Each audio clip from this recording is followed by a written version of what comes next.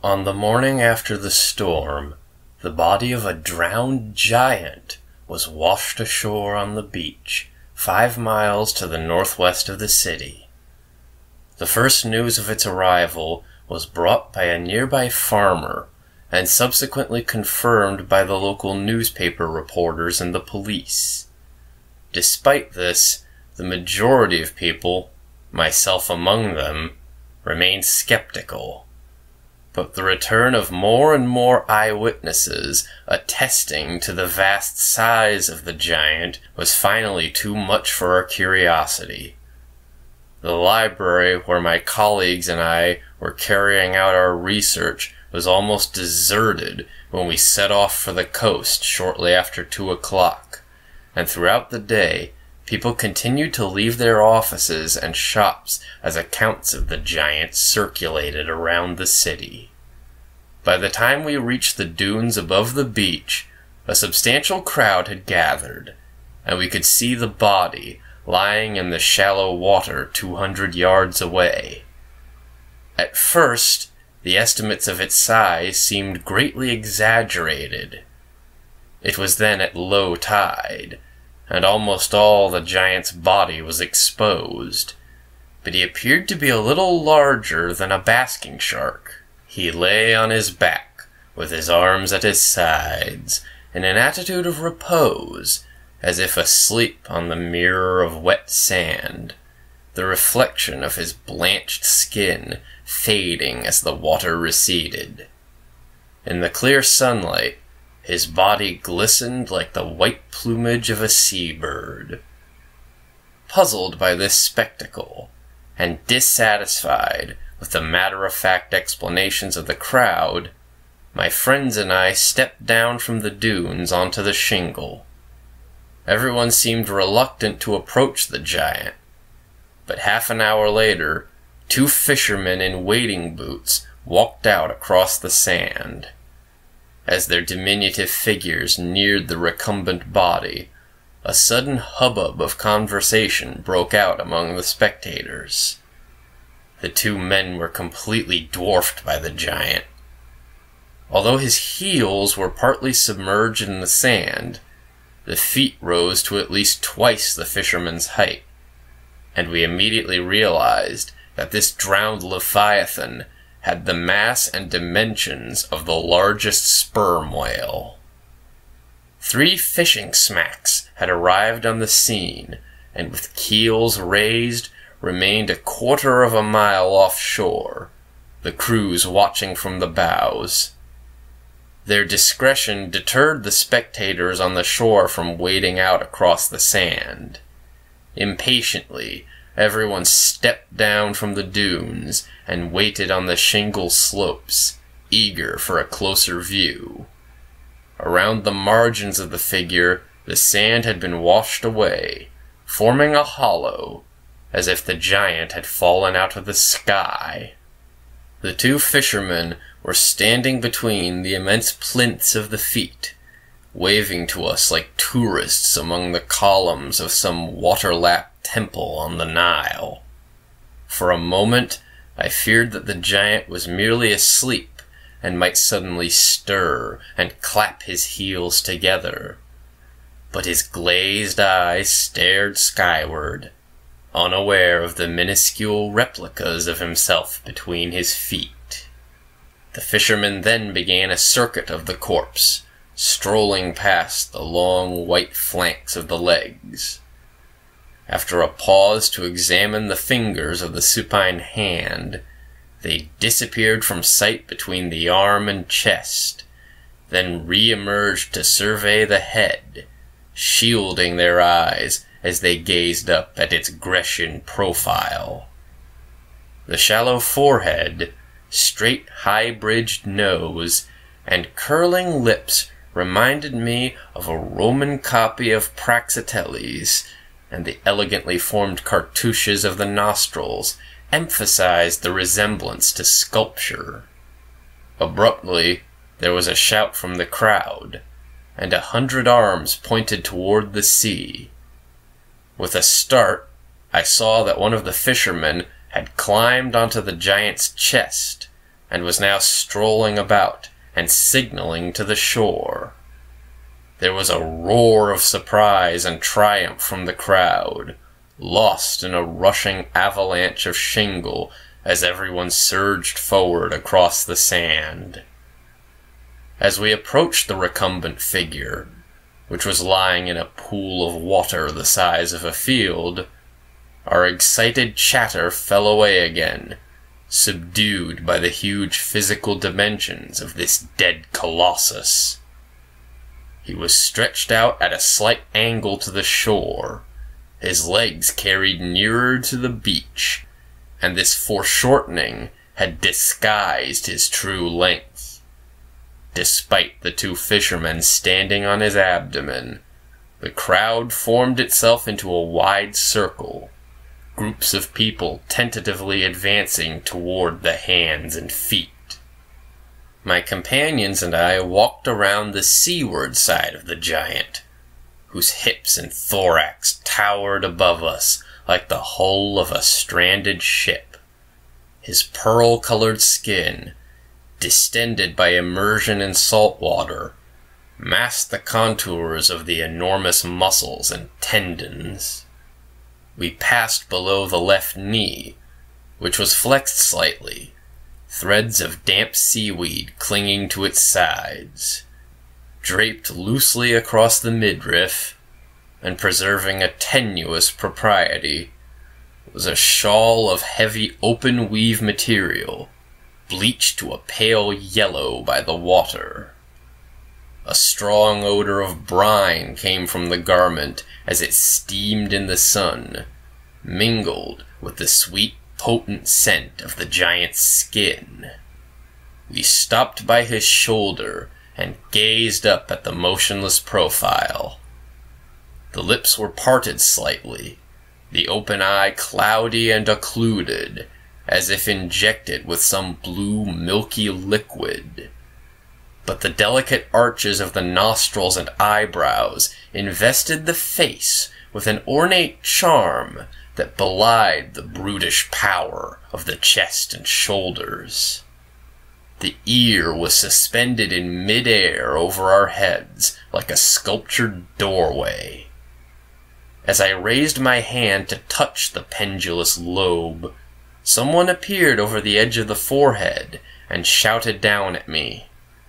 Startled by this apparition, I stepped back, and then saw that a group of youths had climbed up onto the face and were jostling each other in and out of the orbits.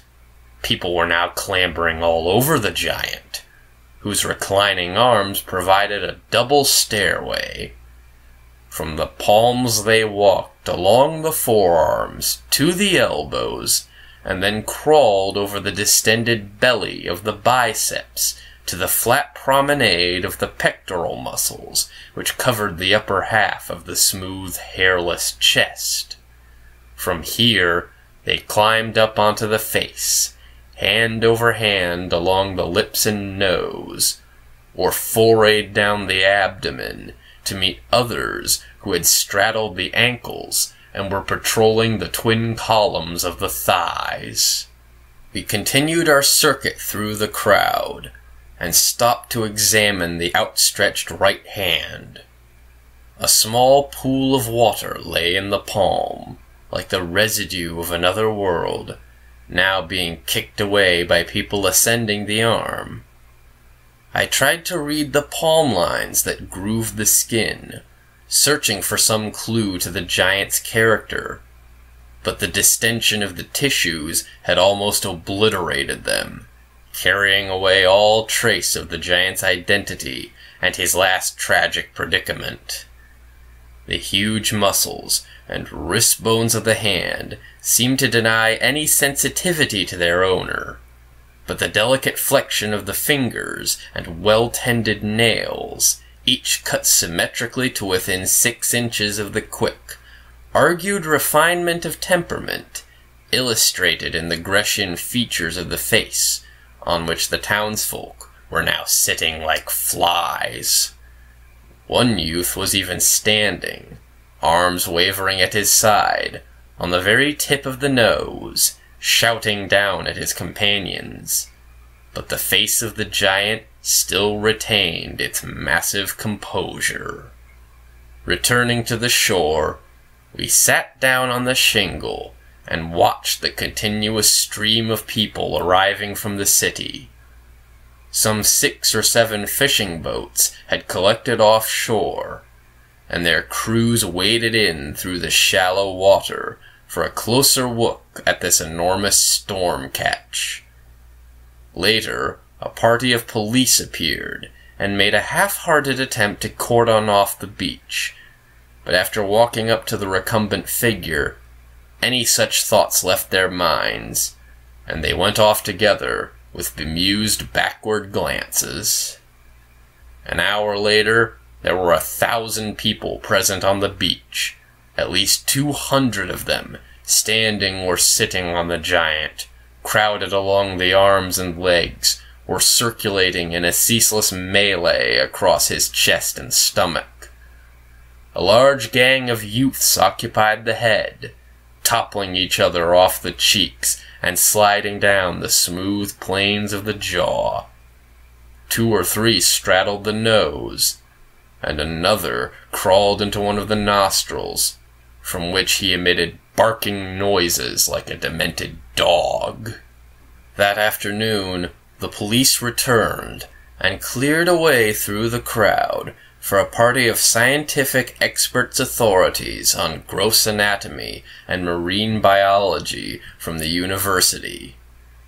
The gang of youths and most of the people on the giant climbed down, leaving behind a few hardy spirits perched on the tips of the toes and on the forehead.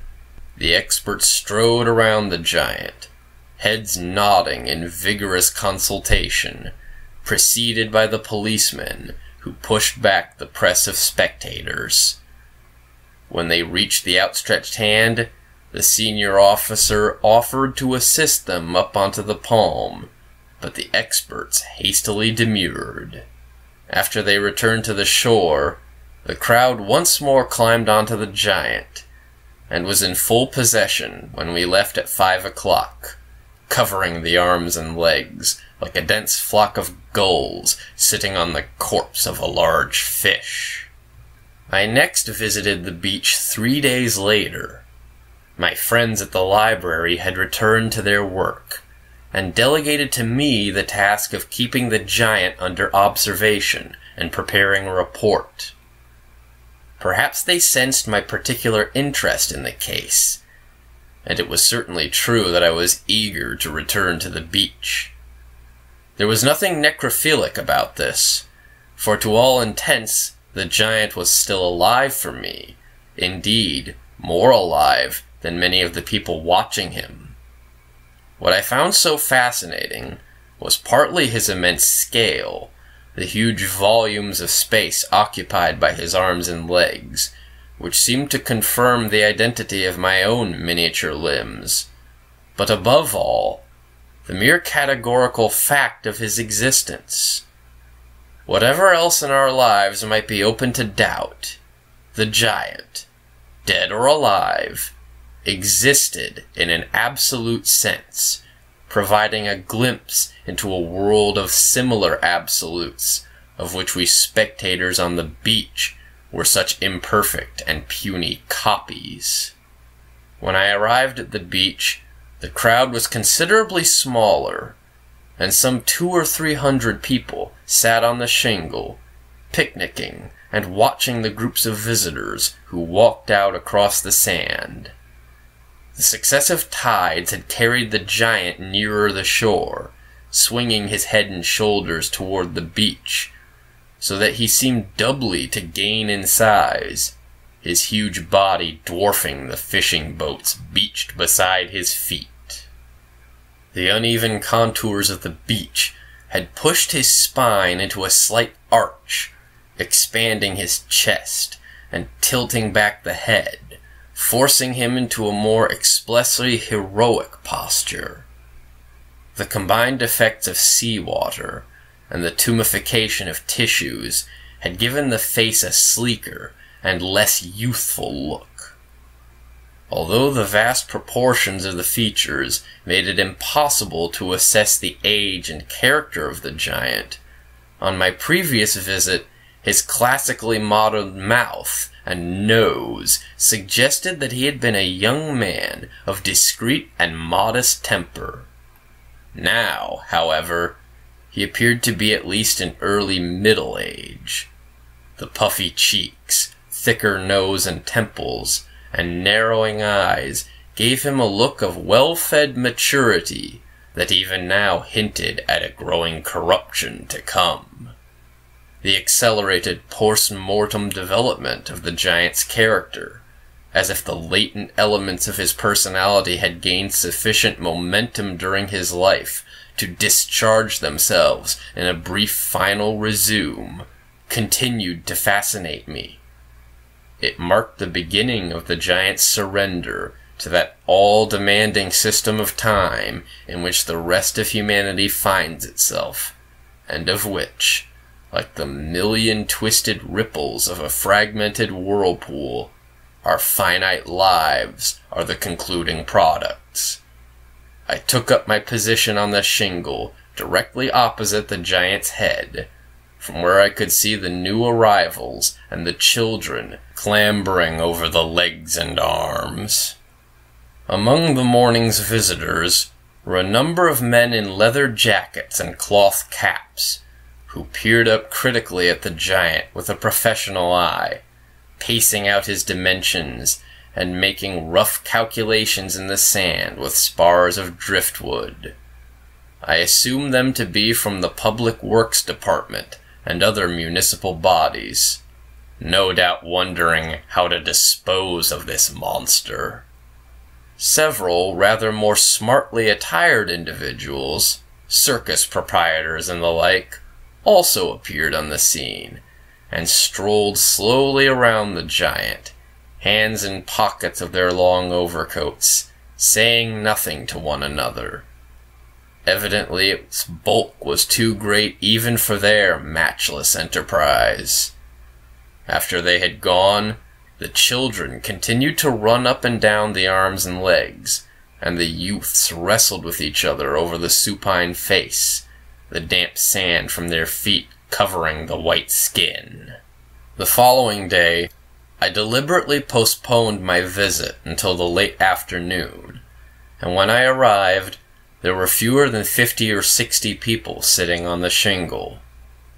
The giant had been carried still closer to the shore, and was now little more than 75 yards away, his feet crushing the palisade of rotting breakwater.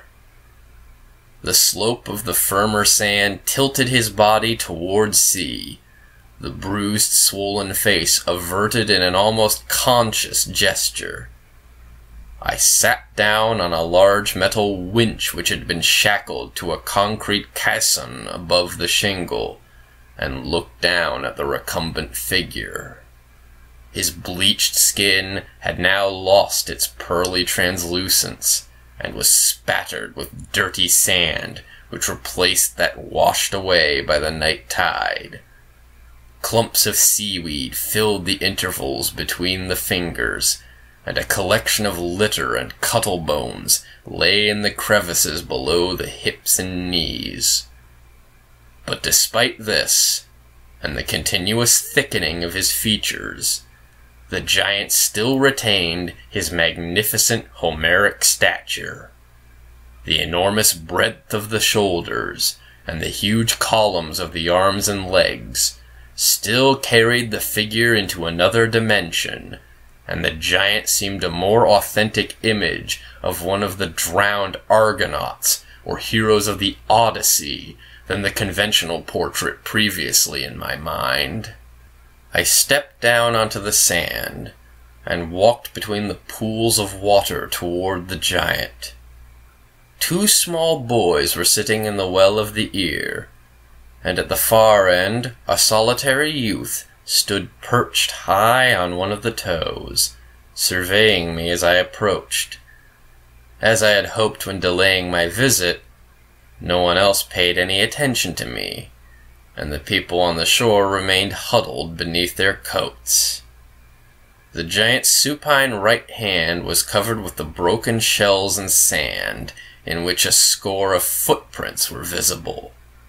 The rounded bulk of the hip lowered above me, cutting off all sight of the sea. The sweetly acrid odor I had noticed before was now more pungent, and through the opaque skin I could see the serpentine coils of congealed blood vessels. However repellent it seemed, this ceaseless metamorphosis, a macabre life in death, alone permitted me to set foot on the corpse. Using the jutting thumb as a stair rail, I climbed up onto the palm and began my ascent. The skin was harder than I expected, barely yielding to my weight. Quickly, I walked up the sloping forearm and the bulging balloon of the biceps. The face of the drowned giant loomed to my right, the cavernous nostrils and huge flanks of the cheeks like the cone of some freakish volcano.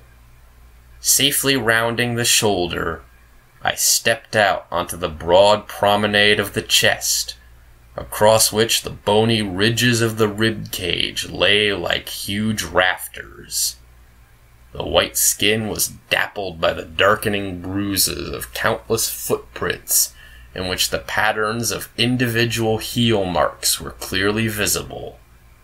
Someone had built a small sand castle on the center of the sternum, and I climbed onto this partly demolished structure to get a better view of the face.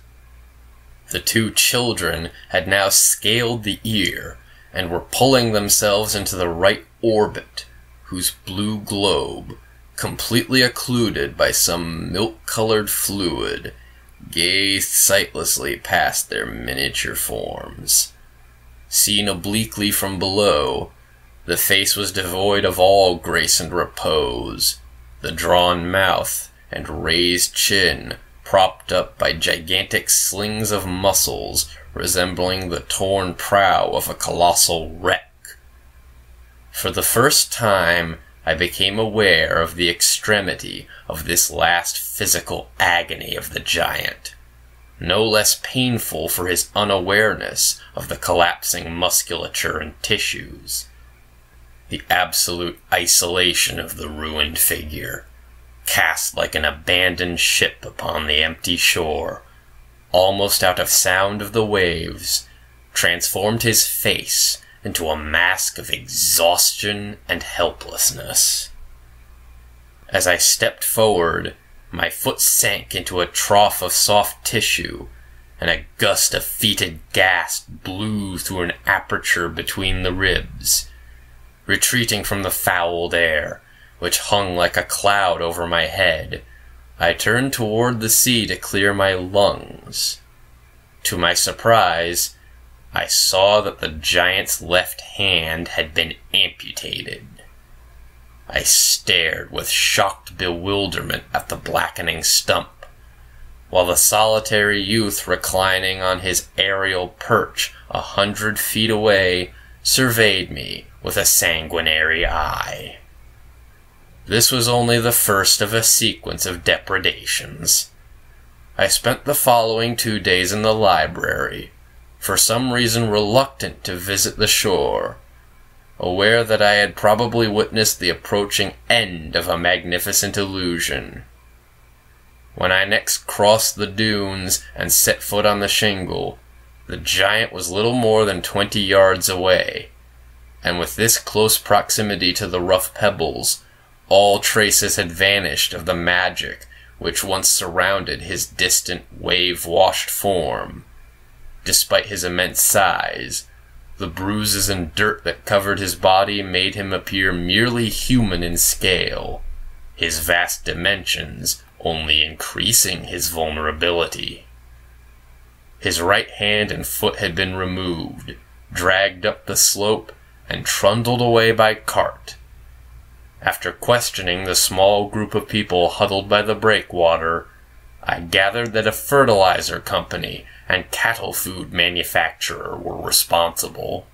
The giant's remaining foot rose into the air, a steel hawser fixed to the large toe, evidently in preparation for the following day.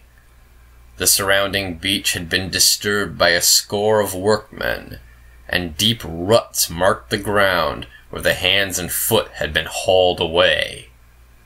A dark brackish fluid leaked from the stumps and stained the sand and the white cones of the cuttlefish. As I walked down the shingle, I noticed that a number of jocular slogans, swastikas, and other signs had been cut into the gray skin, as if the mutilation of this motionless colossus had released a sudden flood of repressed spite. The lobe of one of the ears was pierced by a spear of timber, and a small fire had burned out in the center of the chest, blackening the surrounding skin. The fine wood ash was still being scattered by the wind. A foul smell enveloped the cadaver, the undisguisable signature of putrefaction, which had at last driven away the usual gathering of youths. I returned to the shingle and climbed up onto the winch.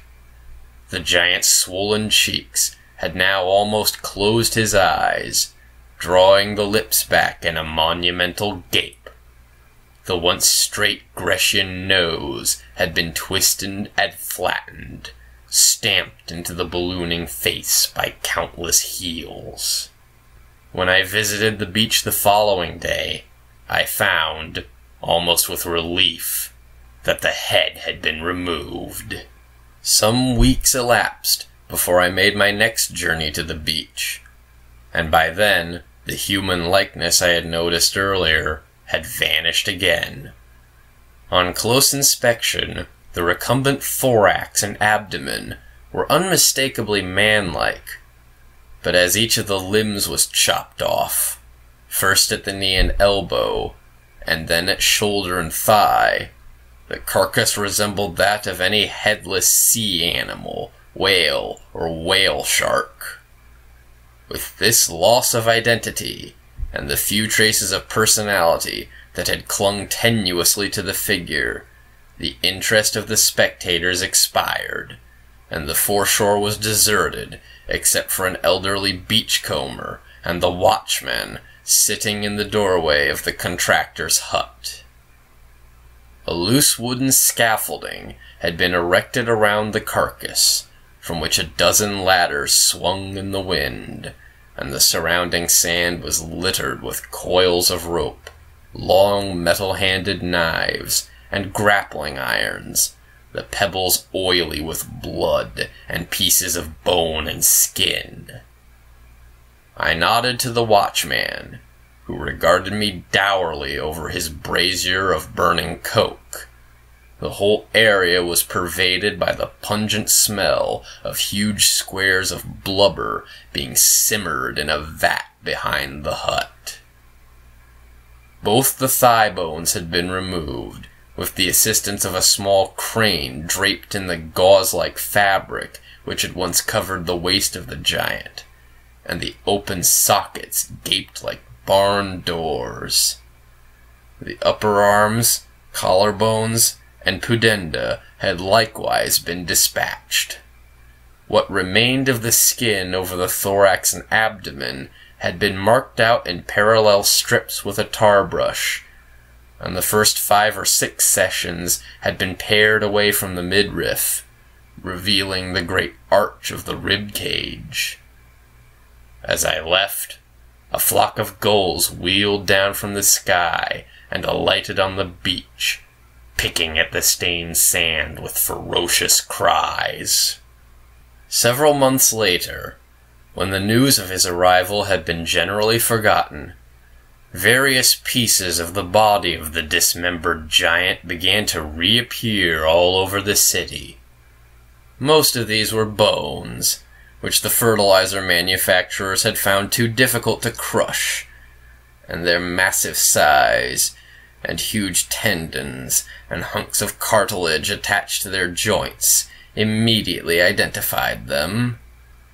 For some reason, these disembodied fragments seemed better to convey the essence of the giant's original magnificence than the bloated appendages that had been subsequently amputated. As I looked across the road at the premises of the largest wholesale merchants in the meat market, I recognized the two enormous thigh bones on either side of the doorway. They lowered over the porters' heads like the threatening megaliths of some primitive druidical religion, and I had a sudden vision of the giant climbing to his knees upon these bare bones and striding away through the streets of the city, picking up the scattered fragments of himself on his return journey to the sea. A few days later, I saw the left humerus lying in the entrance to one of the shipyards.